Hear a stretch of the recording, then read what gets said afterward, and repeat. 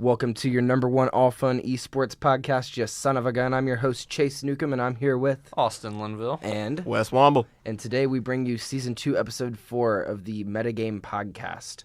Today, we're going to talk about our high expectations for our friends at Hi-Rez Studios. They recently had their Worlds tournament for Smite, and Paladins. So, guys, what do you think? Well, first of all, Smite Worlds was...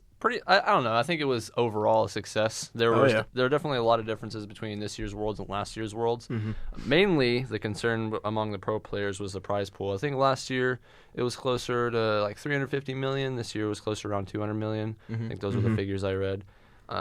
Energy won the PC Worlds. Eager won console Worlds. But yeah, it was really fun to watch. I enjoyed all of it, all that I saw. There's definitely, I love watching Worlds. Any split really where there's a crowd, just because the crowd energy just brings this extra level to watching the games, and it's so fun to just listen to and watch. I mean, even then I was just sitting in my room, watching it on Twitch, and I was getting like really hyped watching some of the sets. So. I feel that. I actually was fortunate enough 2 years ago to go, or 3 years ago, to go to the launch tournament, and then next year I went to the first world tournament. So it was an experience both times I went, and unfortunately I could not make it this year because my job impeded me from doing so. But I'm telling you what, Hi-Rez can throw a tournament. They can throw an Expo. And that's what I thought was interesting about this year. They introduced Paladins, so it was more of an Expo than just a Smite World Championship. Mm-hmm. And from what I saw online, it was a lot better put together. Last year they introduced a lot of new commentators and analysts to the scene. And this year, those analysts and commentators throughout the year and the splits that they had, they were able to get their personality and find their niche, and you could really see it in Worlds. It was well done this year. So I'm going to pose a question: Should they stay in the United States, or for next year should they do it in Europe? Because there's just as many European teams as what there is NA teams. Mm-hmm. See, I'm kind of on the fence about this. I do think on one hand they should stay in the U.S. just because they are based out of Atlanta, Georgia. So I mean, it kind of makes sense. That's where all the tournaments. Or Worlds Expos, I should say, have been so far. And it makes sense to keep them there, especially because I do believe they help the European teams do travel over. Oh, yeah. So they do kind of help pay for some of that. So it's really nice that they do that. On the other hand, we did have 2 European teams in the finals this year. Yeah. So it might have been, I don't know if they'll give the respect nudge over there and then set it somewhere in Europe. But other than that, I'm on the fence. It could go either way for me, man. Yeah, in addition to that, it's not like the home team advantage is doing us much good. And no. Now the 2-time world champion, my favorite team personally, LG, was Cloud9 last year, and they lost to what was Panthera, what is now Energy, and the LG lost to Energy again this year. Was not happy to see that. So I definitely think that maybe a lot of European teams could benefit from having it stationed in the EU, but I think as the company stands, I don't think it's really ready to host a tournament outside of the country. I agree with that. Yeah. I think that Hi-Rez needs to quote unquote get their act together before they do so. Not to say they don't necessarily have it together. Yeah. I just think that there's some miscommunication between the company and the community. Mm-hmm. Although as a company they do a really good job responding to those who are on the Reddit and active in the forums.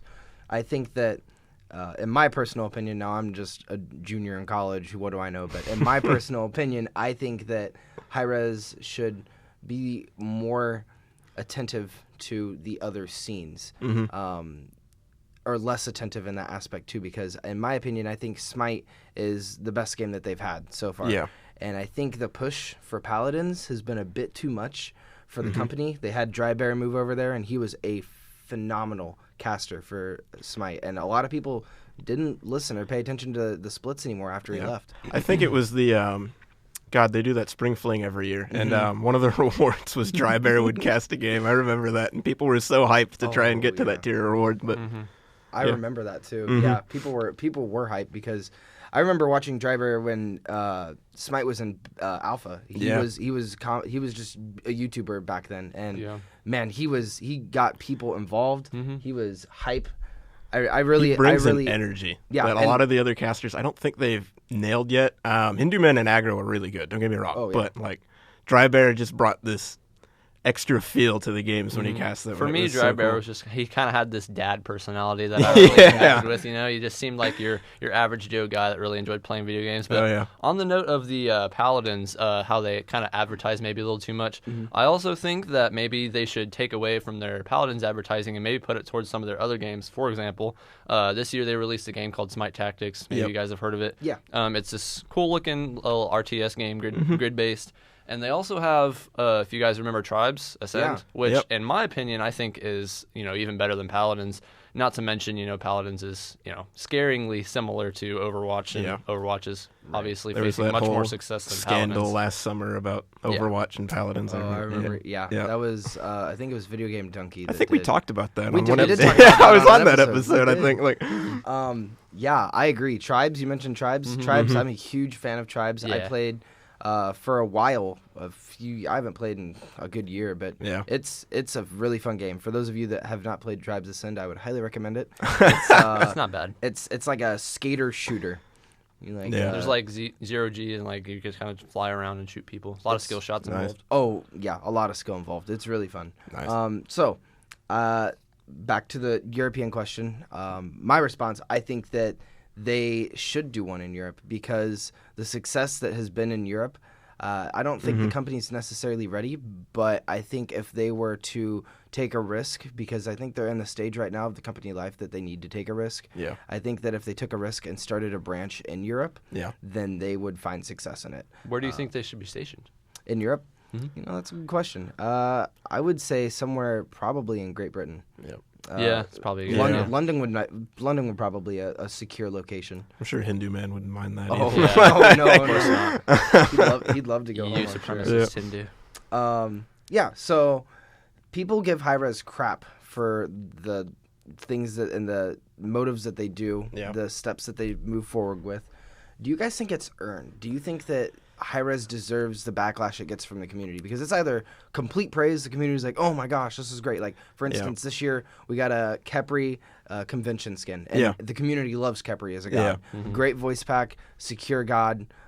He's still my announcer pack. Like, me too.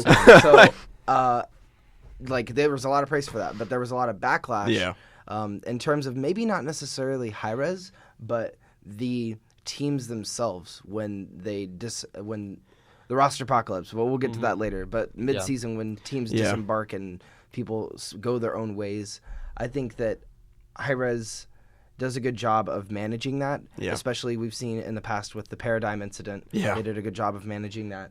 But I think that people give Hi-Rez crap. We see it all the time. So do you guys think it's deserved or not deserved? See, a lot of where people give Hi-Rez crap, I feel like, is dealing with the organizations and the different teams. And even then, I don't see how it's warranted because a lot of the time they really don't have too much control over it. They are their own, separate organizations. They can't really do much about it. They just want the players to play. They want the players to be treated the best that they can. In that respect, I feel like they've done a great job. So. Oh, yeah. Austin? Wait, what was the question again? Sorry. No, you're good. The question was, does Hi-Rez deserve the crap that it's given? Oh, yeah. I was looking at the itinerary. Sorry. Okay, so I think a lot of the Smite community is generally one-sided in terms of the status of the company. They think it's going downhill. And I think a lot of that is because of the changes they make, specifically in patch notes, like the Season 4 changes. Oh, my God. They can't really change the game very much without community backlash. And they changed it quite a bit. Like, they added a whole new relic system. They changed a lot of the existing relics in the game. For example, like Weakening Curse doesn't slow anymore. That's one huge change. And Sprint doesn't make you slow immunity anymore. It just cleanses slows, and you can be slowed during the duration of the sprint. Just small things like that. They've changed mechanics that have been in the game for a very long time that have proved to be balanced and useful and, skill-oriented, and they just change all of a sudden for seemingly no reason. And with a lot of gods, they did that too. For example, any god that had auto-attack immunity. They removed Fatalis. Jingwei can't auto-attack and move at once. Neither can Sol or Kronos. So all those gods are heavily nerfed, and so that's probably a lot as of like right now nowadays. People are really upset about Hi-Rez making those changes. See, it's kind of funny because I remember the start of Season 3 from Seasons 2 Worlds. People did the same exact thing that they're doing now, and then they eventually got over it. So I think the community, like, obviously that's what PTS is for too, like testing these changes, make sure things are balanced. So once the community, I feel like gets a handle on these changes, they tend to settle down a little bit. It's just, complaining for the sake of complaining almost, I feel like. I would say that too, but to attest to Austin, if you're not in the meta, if you're not playing daily, it's going to be hard to like go away and then come back. For instance, I didn't play for like a month and a half, 2 months. Yep. I came back, played at Austin's house a few days ago, and it was weird. It was a car accident. Yeah. It was terrible. It was absolutely terrible. Yeah. It did not go well. Changing. So, they change a lot of things, and I think that maybe it's too much at once. I think they could gradually. I can see that, yeah. Because that was like a 3-hour-long patch notes too for season 4. Oh my gosh, yeah. It was lengthy. And with that being said, Hi-Rez can make good decisions and bad decisions, but one thing that no one can deny is their success. They have came a long way. They started next to nothing. They were just a small company based out of Atlanta, and they grew rapidly. First, third-person MOBA over-the-shoulder camera, and a lot of League players jumped over because they're like, "Oh, this is cool. I like this." And I think that was right after a Season 3 League, which was pretty hype. That was a pretty big season. So everyone was hype about it, but then this new game came out. They're like, "Oh, cool, we're going to go check out Smite. They made Tribes and Global Agenda, so cool. We're going to go check this out." And, Hi-Rez got big from there. So small studio, big success. Do you guys think that there are any studios out there right now that can learn from that success or can grow from that in the esports aspect? I'd probably say, there are studios out there. I say that because I haven't heard of them yet. So, I mean, if they do grow, I mean, I'm sure we'll hear of their success. And if Hi-Rez was their inspiration, I'd say it's a pretty good model so far. I mean, the game has, at least this past Expo, they got a lot of viewings for, at least I know on Twitch. I think they were second most viewed on Twitch, still behind League of Legends. But that's another mountain for them to climb. Right. So, of course. Yeah. Go sorry. ahead. Yeah. No, go ahead. In terms of people that could learn from Hi-Rez, any company that comes to mind in terms of like MOBAs and popular games nowadays probably doesn't really need to learn from Hi-Rez because they're doing just fine on their own. So that's just kind of my attitude there. I think personally, maybe not so much in a MOBA aspect, but in an esports aspect, because they've built their esports brands well, in my opinion. They started small and then gradually grew, got European teams, got Latin American teams, expanded to China. They did what the necessary steps, and they've taken it in the right direction in terms of a business aspect. Now. Yeah. Actually, I would like to see the Smash Bros. Community go in some of that direction. I honestly feel like the Smash community in general is kind of unprofessional. There's not a lot of organization. I agree with you. I think that if Nintendo stepped in more and like had sponsored esports tournaments, then it would be huge because Smash Bros. Has a huge following. Yeah, and there are sponsored players. It's just not really teams because a lot of it's kind of 1v1 situations. Yeah. Like quote unquote the best player in the world, TSM0. He's sponsored by like Red Bull and stuff, and like different players like that have like their C9 Ala. He's sponsored by Cloud9. Yeah. There are some pros that are sponsored, but in all honesty, I don't think it's very organized. Yeah. I agree. I agree with that completely. I think Smash is a really good example. Another example. Who do you guys remember, or do you guys know who made Rocket League? I'm spacing right now. I think it was it Ubisoft? No, I don't think it was Ubisoft. It was consult the Oracle here. Yeah. Well, I think that Rocket League could take a step in this direction too, because Rocket League. I don't really hear much from Rocket League. Rocket League is small. Yeah. But with that being said, so was Smite. So I think that Rocket League has a bigger following. Like I see people playing Rocket League all the time. It's a fun game. It's a neat soccer with cars. Like who would think that? That's a great idea. It could be a really exciting esport if it was taken more seriously. Yeah, like I said, the organization. But you were gonna say, Wes? It's kind of funny you mentioned Rocket League too, because like I'll play Smite with like people I only strictly know like online. You know what I mean? Like people I've met through Smite most of the time, just playing with them. But Rocket League I actually play with just like my in real life friends. You know what I mean? And it's a blast just to kind of mess around. We don't take it as seriously as I take Smite, obviously, but it's just still so much fun to play. And like I've kind of looked into the esport for it, and some of the prize pools are a little small for like I feel the amount of effort people are putting in. So if they definitely got more organized, I feel like that could really expand. So looks like a company called Psyonix made at Rocket League. See, that's a small company. Yeah. I think that, and terms there of you go. esports, that's a great outlet for them. If they were to just, and I think that's where companies like that go wrong. They need to invest in the esports aspect of it. They're going to get a huge following if they do so. So, I mean, it's been proven. What kid doesn't want to be on an esports team? What kid doesn't want to compete and play video games? Period. Like. Play video games for a living. Like, are you kidding me? You put a little bit of money out there and then have them pay to play. Like, it's gonna be big. Yeah, so, it's gonna be good. Okay, moving on. I think. What do you guys think about the Expo this year in terms of what they had, the content? The cosplays were really, really good this year. See, I never actually watched the cosplay competition. I just saw, the different costumes and stuff on like Reddit and Twitter, and they were really good. There was one. I think it was of Steel Samurai Susano. That was really good. I was like, oh my god, that one was great. I actually did see that one. What was your favorite, Austin? I saw like a Furiona Bologna one. It looked really good. She had like the legit mohawk and everything. It was awesome. That's awesome. When I went, maybe not this year, but when I went 2 years ago, there was a little girl whose dad did her costume for her, and she was Scylla. Oh my god! Paper mache'd the dogs, and like had like a strap around her belt. Oh my god! I mean, not around her belt, around her stomach. Yeah. Oh man, it was so cool. She had the dogs and everything. That's awesome. I think I do. Yeah, it was. I remember. I think it was last year's. There was one I saw that was really impressive. It was Geb. Like someone cosplayed as a Geb. I did see that because he was walking around. Oh my god! I was like, that's hilarious. Like. Sir, if you're listening to this podcast, you're my hero. Yeah. Because that cosplay was amazing. Oh my god. All right, so the loot pack. I didn't really pay attention to the loot pack because I knew I wasn't going to be able to go this year. Usually loot packs are like sorely overpriced for what's in them. Yeah. Just don't really have much motivation to spend gems on much of anything anymore. No. Because you get a lot of gems in game for free now if you have daily login bonuses. Right. And like the skins in them aren't really much of anything impressive. Like I know the last loot pack there was an Amaterasu skin and an Apollo skin that looked pretty much identical. Yeah. I don't even remember what was in the rest of it, to be honest, but I was overall unimpressed with it. I would definitely not buy it myself. Some of the other skins though, like that they released individually, were amazing. Like they had a lot of good skins this year, I think. Yeah. Well, obviously they have two loot packs. They have the online loot pack that you can buy with the skins and the content, such as voice packs or I don't think they've done a voice pack, but they have the skins. Yeah. And then you have a loot pack when you go there, and they give you a small baggie, and as you go throughout the expo or the tournament, they give you stuff to just put in it and put stuff under your seats. Oh, it's so cool. That's awesome. I got like 3 T-shirts.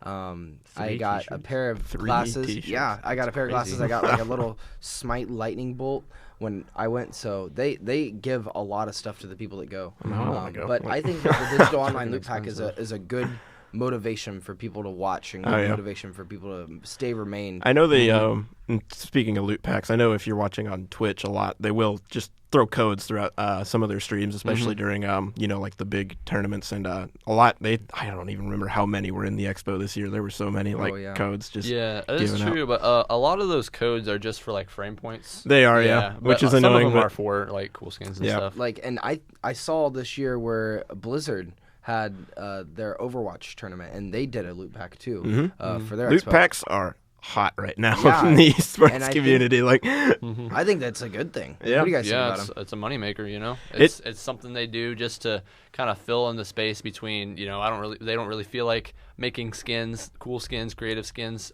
during the off season. They can just make skins that are themed on the tournament, and people like them anyway, so it's all the more reason to make them. I'm one of those people that like them anyway. I definitely like them. There was last year's Worlds was the Zeus skin. That was a cool skin. That was a really cool skin. It was skin. like the Sith Lord skin. I loved that skin so much. I thought it was cool, but I thought they put way too much of the Smite logo in that. I saw an original concept for it where it was just like the shield was just like this plasma energy. I was like, why didn't you just do that? Like, I get like it was for the world, so they had to put it somewhere, but like, but like when he pops his shield barrier around him, it's like small logos of the SWC. I'm like, really? Is that necessary? Yeah, like. But I think that loot packs are pretty cool in my opinion. I think that it's a good chance for people watching online on Twitch or at home to still remain involved in the tournament or whatever event that they're doing. Definitely. So with this year, they did the introduction of the Celtic religion. Yes, they did. Yes, and that's with pretty... a very buggy god. You want to talk about the god? Also? Yeah, the god is called the Morrigan, and her ultimate is she turns into another god, maintains that god's stats in the game, mind you, and can use all their abilities, including their ultimate. And a lot of people have had problems with, for example, if there was like 4 to a team and you use your ultimate. It'll automatically add the character that you switched into onto your roster, so then it'll look like it's a 5v4. And so that was one of the things. It changes your in-game name to the Morrigan when you get kills. It does that. And then sometimes people will get stuck as the other character, and they'll just stay that other character the whole game. There's some other bugs I've heard of, too, where I think they patched this one. Or no, they might not have yet. But where if... say you're the Morrigan and you turn into like a Giannis, right, and you snipe across the map. You teleport to the other end of that snipe. If you change back into the Morrigan before the snipe hits, it kills you and any allies. So it's pretty. She's pretty bugged. Yeah. But I think that's gonna come with a god with a brand new ability. Like we've never seen. Oh my god! Yeah, I honestly thought it was kind of sad that we went right into all the flaws of the character before we kind of talked about how cool. It was. I feel like once they get the bugs worked out, and it'll be an interesting. Yeah, she definitely is a game changer as far as like what you can do in the game goes. Like I'm really hyped to see how that turns out. I also want to say that Smite runs off a pretty old game engine, and you really start to see, especially with Morrigan, how that affects the speed of processes in the game, because when you change into your character, you can see the game lag a little bit and struggle to load all the stats, instantly. Right. And I think Smite could really stand to have an updated engine for that reason. I remember reading somewhere, it was probably on Reddit, obviously, but it's where everything is. But I remember one of Hi-Rez's employees, I can't remember who, I think it might have been Ajax, talking about they were Season 4, they're just kind of doing smaller changes because they don't want to change it too much. Season 5, they said they're really looking to like change the game a lot, as much as they can. They're talking like new map, like instead of just altering it a little bit, like brand new map, stuff like that. So I think a lot of people, everyone wants domination back, to be honest. But I know it looks like Season 5, they really want to try and go all out and see if their game can change as much as they want it to. So. And I think that that's a great, like I said earlier, I think that from a business point, this is a good chance and a good area for Hi-Rez to take a risk. They kind of took a risk with Paladins, and it didn't really go in the direction that they would have liked. Yeah. But, I mean, what can you do? You just got to roll with the punches that you're given. So I think that they need to do something with their esports community or with the game to change it in terms of not just changing something in game or changing how a god works, changing a mechanic, trying to quote unquote fix the game or make level out the gods. I think that it's important for them to take a direction and a new direction in a business standpoint. I can kind of agree with that too. I really feel like I don't think a lot of people online, wherever you read, will say the game is dying, quote unquote. I don't agree with that at all. I will say it does at some points feel like it's kind of stagnating a little bit. It's plateauing. In my opinion. So if a risk does, like if they change the map and do all this different stuff, I feel like if that does well, like they're going to keep growing. So and even if they do dive down a little bit, they come back up. They do. Fluctuating. Like when they removed my damn speed buff in the beginning of Season 3. I hated that. I'm a jungle main and I was like, give me back my speed buff. Like, oh my God.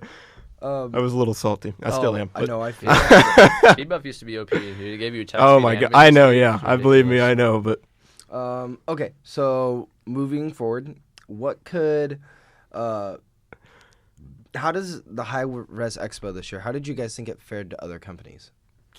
Like their expos, their tournaments. I think it was definitely on a smaller scale, of course, because Hi-Rez is a slightly smaller company. Obviously, their expo is going to be smaller. But I think it brought just as much energy. Like there was a really good turnout for the tournament or for the World Championship. And I honestly didn't follow the expo itself too closely. I more just watched the games, so I don't know a ton about it. But that's kind of what I gathered from it. From what I saw, I saw bits and pieces of the expo, in between games when I wasn't, like skip or just like doing something else in between games, because a lot of times I would just be doing laundry or something stupid like that. But anyway, they did it seemed like they interacted with the crowd a lot, which was really cool. And I feel like if they keep that kind of, mentality, I feel like a lot of more people are going to want to go, which is something really cool.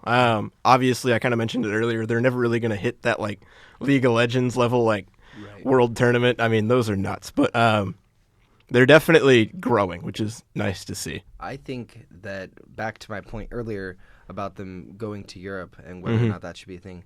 The thing about Europe is it has a higher esports following than the United States. So I think if they moved or had an office in Europe or a company branch in Europe, I think that could seriously influence the company and seriously cause growth. Because if they hold a world tournament in Europe, of course we have our fanboys here in the U.S. that'll go to the tournament and drive there. But in Europe, one, it's smaller. There's more people that are into esports and willing to go to that. Plus, it's closer to China and it's closer to the eastern countries. So they can drive if they need to. It's not as much of a flight to get over here. It's not as expensive, and I really think that we should show some love over there. So with that being said, I think if they moved to Europe or they had a stance in Europe, that the tournament would be bigger or get bigger. Yeah, gradually. I definitely think we saw, what was it called? DreamHack over the summer in Europe. And that, honestly, it looked like the turnout for that was really good. Granted, it wasn't just, Smite at DreamHack. But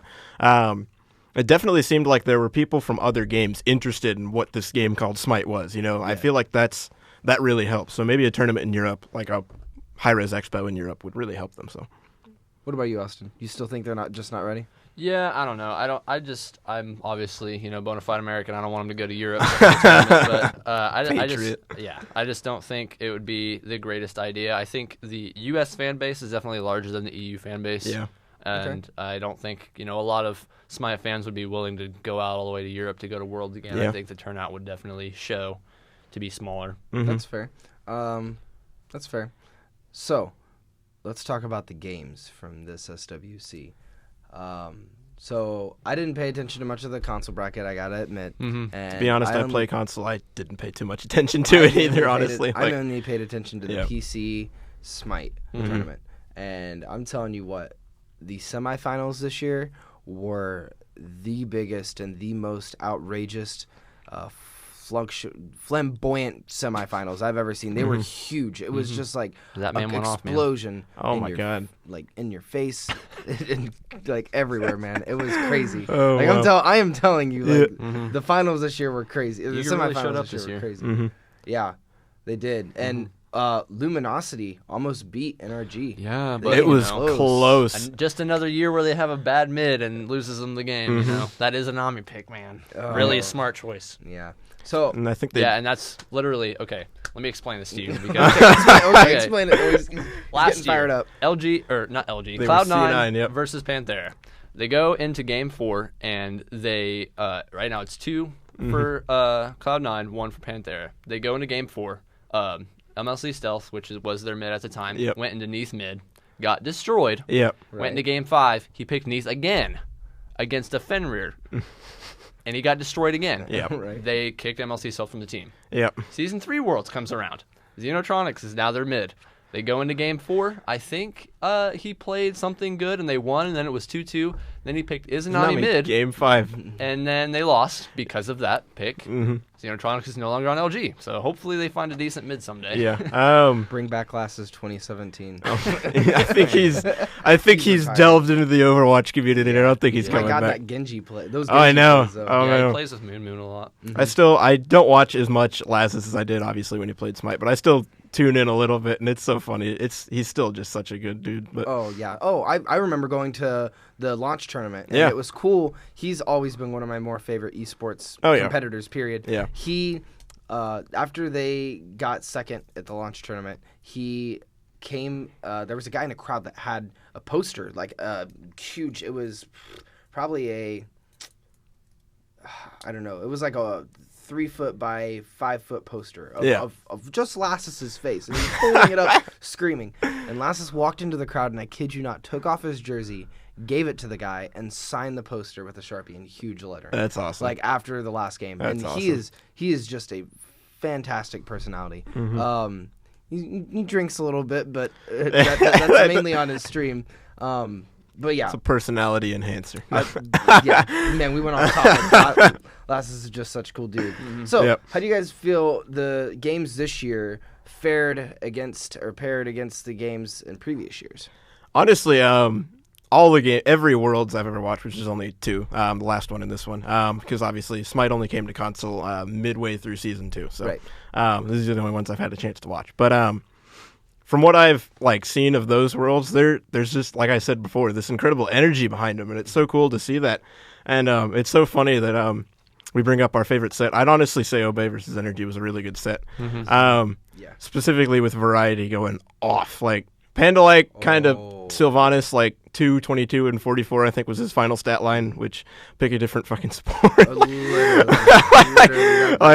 that's bad. Oh my god. But it's kind of funny that I bring that up because I am part of the video team here at Byte, and I did put one of Variety's plays in the Byte's trailer, so you will see that for Byte's current promo trailer, so Ooh, that's kind of fun. Peek. Variety did do a good job, but LG fanboy coming at you. Scary D was literally playing the best that he's ever played. Oh my god! See, the crazy thing is, I started because I did post-match discussions for the Smite Reddit for a while. Yeah, and I was watching the upbringing of Scary D, when he first started. I think it was last season, and he slowly just gradually got better and better and better. And honestly, he's one of the pro players that you really look at, and you can see the success with throughout his games and the practice that he's put into it. He's really good. Yeah, he's probably got the best Amaterasu probably in the world. It's really one of the characters I think he plays the best. And with a god definitely his go-to pick. With a god that relevant, it's important. Really good team fight ult.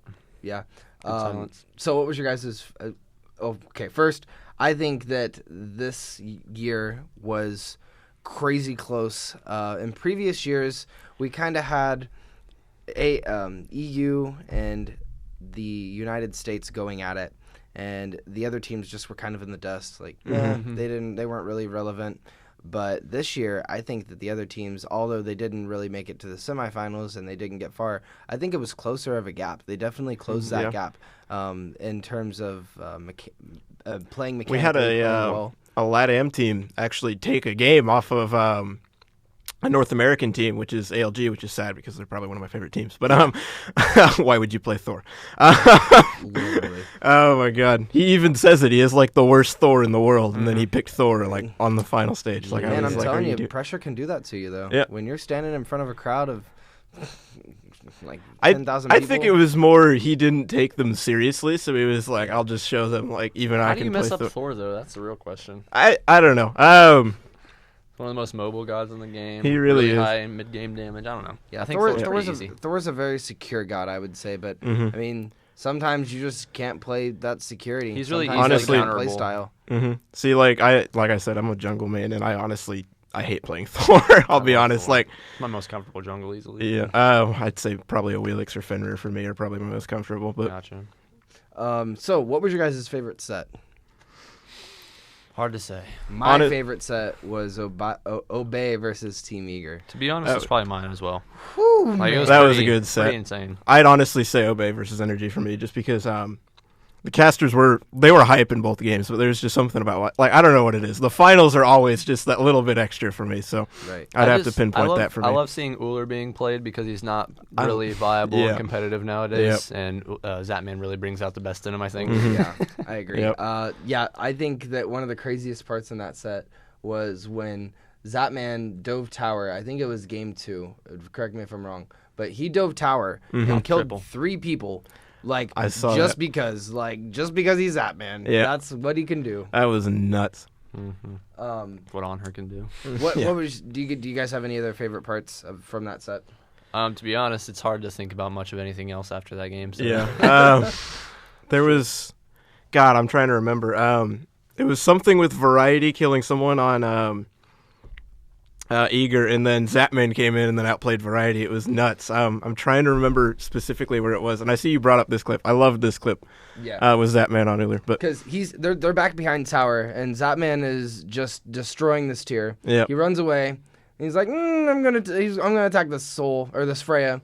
He turns back around, and this is when a team fight really engages. Yep, and Zatman just goes off As an ADC main, Zatman is one of my favorite one of my favorite pro players to watch because he is all or nothing every time. And Zatman... One more wave, baby. Zatman is going to do really well if he gets momentum, but if he doesn't get momentum, he's not going to perform well at all. And that's sad, but I feel like that could be said about any ADC, really. Like, but I mean, if you look at the previous worlds, like there was this one where Zapman had crazy plays, and then there was last year. It was either last year or the year before's worlds. Zapman was playing Apollo, and he was dodging an Aphrodite for literally 30 seconds. Have you guys seen that before? I've seen that. Yep. Yeah, that clip blew me away. So, I think that was probably my favorite set, my favorite part of the set.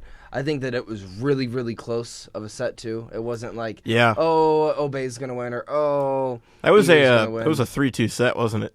I believe so. It was a 3-2 set. Yeah, those are always really fun to watch, especially when you get down to that last game. You're like, all right, come on. Game 5. It was Obey. Well, it was Obey the first 2 games, so everyone was like, okay, maybe they're going to take it from Eager, and Eager just snapped back. They're like, nope, we're still in this. Yeah. Came back 2 games, and then Obey took the last game. Oh, yeah. I really think that what did it, I think what did it that last game was the fact that Zapman, 1, did not get the momentum that he needed. No. He went 0-1 and 2. And then no one on the team really performed well that last game. They shut them down. Pretty Prime shut everyone down because he ended 8-0 and 2. So I remember this too. Like I was screaming because they had I remember seeing like the Anubis pick, and then they immediately locked in Fenrir for Obey, and I was like, you just lost this game. Are you kidding me? Like, oh my God. They kept trying to pick Immobile Gods. I know they picked, I don't know what it was about Anubis, but he really liked that Anubis, that set, or all those sets really, and it was just so annoying. You know what's really weird? Thanatos is like a top-level jungler now.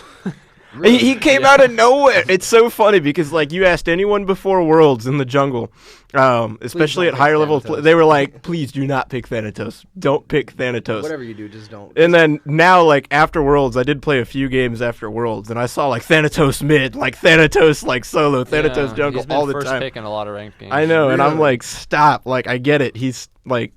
I still don't like Thanatos. Because the game's all about snowballing now, and like it's stupid not to invade as Thanatos. You know, you did one person, and you won them, and it's like half their health, you know, just follow up autos, and that's that. Chase it. Oh my gosh, that's crazy. So, post-SWC, we have the roster apocalypse. So happens every year. Yep, and I think that, in my humble opinion, Hi-Rez needs to do something about this, because I understand the roster apocalypse after... the Worlds is said and done, but during the season, I hate it when people are kicked off teams or people leave teams. It's just so annoying as a player to watch. I can kind of see that. It makes me almost not want to watch because it's so annoying to like root for a team and really like all the players on one team, and then they're like, oh yeah, we kicked this person off because they're underperforming, or oh yeah, we kicked this person off because we just couldn't make it work. I think from a team aspect and with teamwork, you should be able to go into a season with the people that you have and work it out. Yeah. See, this is a lot of... I agree with you here. I understand it after Worlds. You can do whatever you want after Worlds, honestly. That's your time to like regroup, reorganize, however you want to do it. But I understand the mid-season where you're coming from, because I at least feel like after the spring split, there should be no more team changing, honestly. Like, spring split, I can kind of understand it. Teams are still figuring out like how they mesh together, how they play together, and if you need to make changes, you should still be able to do so. And going into a tournament like Worlds, that's important. Yeah. Like, you need to have someone that you can rely on. Yeah. And I mean, even other sports, you know, like in the real world, like actual sports, like in the NFL or the NBA, they do have like a set date where it's like, all right, no more trading after this point. You can't do it anymore. Like, yeah, and it's like something a lot of esports players don't really understand is like team synergy is infinitely more important than individual skill. Yeah. Really though, like if you could have look at energy, a group of diamond players, and I think you could have a group of platinum players, and they would fare well against a random group of diamond players if they've played together and they know each other's play style. They know, because it's a big part of teamwork is communication. Oh, yeah. And when you have that silent communication where you can just understand and read how someone's going to play just by watching, that is invaluable. You're going to be a great player. Oh yeah. So some of the roster apocalypse changes that we have. Pretty much MVS just split up. Everyone was just like, oh, we're not going to do this anymore. We had some retirements. Mater retired from, and he was on Enemy. Yep.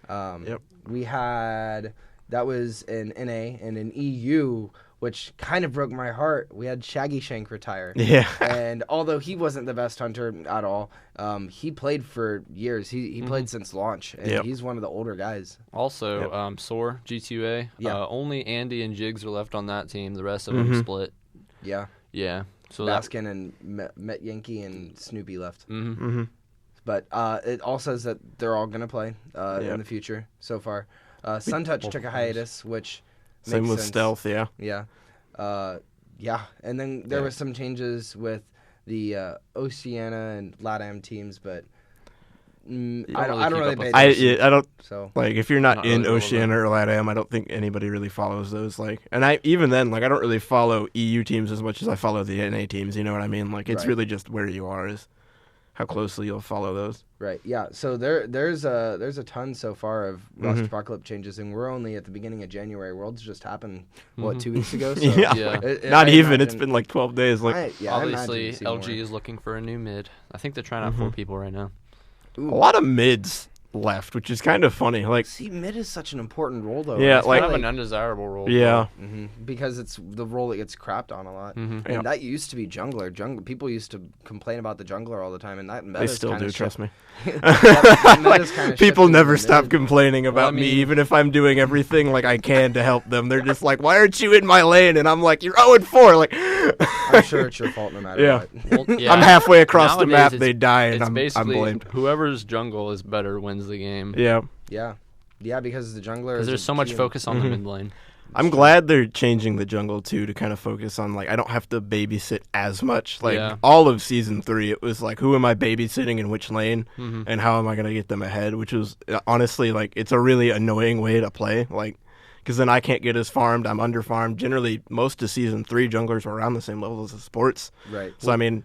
Did you see the season 4 changes for like the XP? I did, yes. Yeah. So which is nice, which is why I'm saying I'm happy that they're making that so I don't have to. I can find XP elsewhere. So I have not seen the season 4 changes for that. So man. Yeah. You're gonna have to check it out, dude. It's gonna take you a while though. Yeah. Like I said, like a 3-hour like patch note. So God. have fun. I have some time ahead of me. It's all right. I'll get to it. They added, I think, around 10 or 15 new items. Yeet. Yeah. They added like a magical, Ickable, bunch of weird stuff. Yeah. That's dope. So roster apocalypse sucks. But back to the question, should companies step in with regulation of teams so players can't leave once they're in to a certain point? Yes, definitely. Yes. Hi-Rez, jump on that. Someone jump on that. Someone do something. Because I can't stand watching mid-season and they're like, we're kicking Incon off the team. And then I'm crying in my room. Yeah. I definitely agree. What do you guys think? Well, go ahead. Okay. Yeah. I think that the kicking or removing of players should be handled within their sponsor and their teams. Yeah. I definitely think that there should be some penalties involved with roster changes mid-season because rosters are locked at a certain point. And I'm not saying it was right or wrong for Incon to be kicked. Yeah. But he definitely was lacking a bit in the performance department. He was. I don't entirely blame Weekend, but I think it could have been done a different way, a better way, more humane way. But in terms of how it should be handled, I pretty much agree with you. I just think maybe Hi-Rez shouldn't handle it. I think that maybe they should just handle it amongst themselves. Yeah, I definitely think that, especially like I said, after Worlds, go for it. Like if you want to reorganize your team, that's your decision. But like, especially like in the middle of the summer after like the spring split going into the fall split, and then like 2 weeks before the fall split, people are like, by the way, we're kicking this guy and replacing with him. Like that's really annoying. Like I see where you're coming from. So I definitely think like maybe sometime after the spring split or after the spring split finishes, you should definitely have like a lock date where teams can't switch anymore and they just have to play it through. Like, and I think that there can be exceptions to this. Don't get me wrong. Yeah. If something's going on in one player's real life, so for instance, Barra with his brother. Yeah. If something like that happens close to Worlds, I think that there should be an appeal process where you can go to like Hi-Rez or whoever's managing this and say, hey, this player is going through some stuff. Can we get another player, or even before all this happens, they can get a sub on the team as part of the official team. So instead of a 5-person team, it's a 10-person team. So you have one sub just in case if anything happens. Yeah, I think that would be a smart way to move in that direction. So comparing the successes of Worlds this year to previous Worlds and other tournaments as a overall blanket, what do you guys think? I'd say this Worlds was probably the biggest success they've had so far. In just terms of like sheer number, like honestly, like I mean, obviously you said it. The prize pool wasn't as big, which is a bit like kind of a bummer, I guess, for the players. Like I could understand that, but in terms of like the turnout and like the viewings online, I think they did a really good job. So yeah, I think that was a lot to do with I think they did a really good job at advertising this year. Oh yeah, they did a lot of trailers, like it's like cinematic trailers that probably got the community pretty interested. Like I've noticed over the past few weeks that the general viewership of Smite has gone up. Usually it was like before Worlds there were maybe like 3,000 or 4,000 viewers of Smite online. Now I'm seeing closer to 10,000. So yeah, definitely a lot more awareness of Smite in general. So it probably accounts for the turnout of this year's Worlds. Let's just hope that they can maintain that viewership and maintain the popularity. But I look forward to next year's Worlds. Do you guys have any hopes for next year's Worlds? I hope. Any hopes for Hi-Rez period for next year? I hope Bear and Jeff win. yeah. They find a good mid. They do deserve it. They've stuck in it this long. They already have won the championship. Right. So yeah, I just hope. Obviously, Hi-Rez continues to grow. I mean, honestly, as long as they grow, I'm happy. So I agree. I would like to see them focus more on the Smite esports and put more focus and show like advertising, because I think they have the potential to be just as big as League. They just need to put their thoughts and their minds together to do so. So with that being said, we're just about out of time. I want to thank you again for listening in to the Metagame podcast. This has been season 2 episode 4, and GG, good luck, have fun. Yeah.